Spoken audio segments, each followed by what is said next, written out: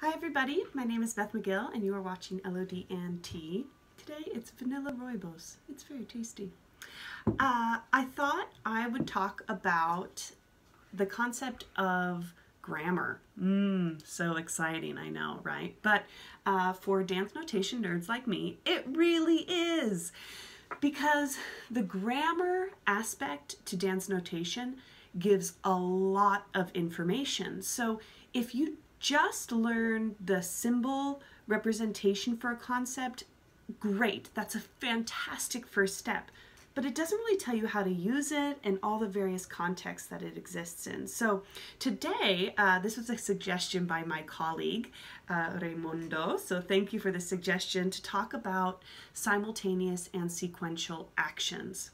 So here I have just a measure drawn on my board, and I have two action strokes that are side by side, and then I have an action stroke that's offset but overlaps, and then I have a distinct and separate concept after that. So what is this all about? Well, when we talk about the complexity of dance, there's often two ideas that happen at the same time and can carry equal weight. So I might gesture my arm, and that gesture could be the one and only concept, or I might gesture my arm and lift my head, in which case those two ideas are really important, perhaps to me as a choreographer, and I want to make sure that they're both illustrated in my notation. So in order to distinguish the timing, does it begin with the arm and then the head lifts? That would be sequential. Does it happen simultaneously? Or does it happen in an overlapping way where my arm moves and then when it's still moving, then my head goes? And so I can create these nuances to how the ideas are relating to each other. And sometimes what I find when I'm interpreting a simple sequence of concept to concept, there is some blurriness in my interpretation because it feels so natural to overlap the edges of ideas, and it feels so natural to create simultaneous concepts within a dance phrase where, yes, I'm lowering to the ground, but I'm also turning, or yes, I'm springing in the air, but I'm also flexing my body as I spring in the air. So we are very complex as movers, and it's a really valuable tool to look at the breakdown, to decompose our composition and say, okay, what am I doing? Wow, I'm doing all of these things simultaneously. I'm jumping and I'm flexing and I'm falling. No, so as we're doing this, it helps us to understand what we do and what we value. So I have a few guiding lines here just to help me on this blank page, but I want to create a starting line and then an ending line to tell my reader. And then in a sequential action, I would have an action stroke,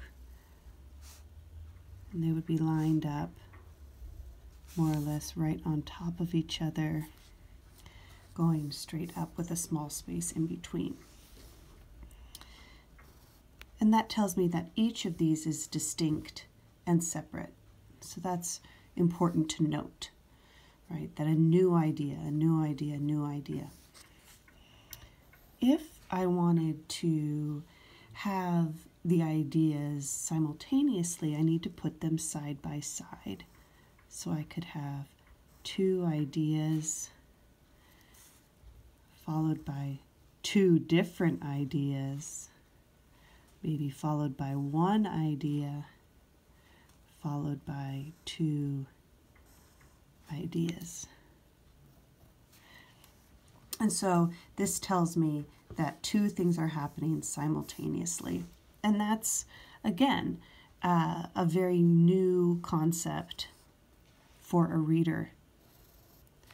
If I wanted to have overlapping, then I might start with an action, maybe maybe make it a little bit longer so I have more of an opportunity to overlap.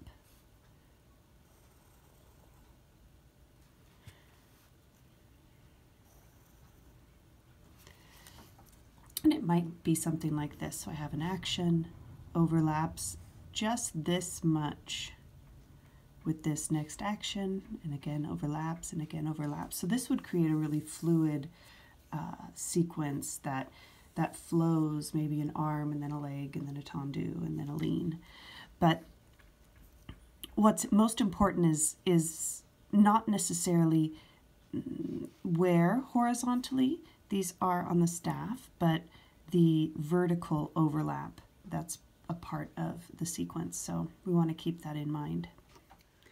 Thanks so much. Again, my name is Beth Megill. You're watching LOD and Tea, and I really would appreciate if you posted any questions you had about what I'm presenting.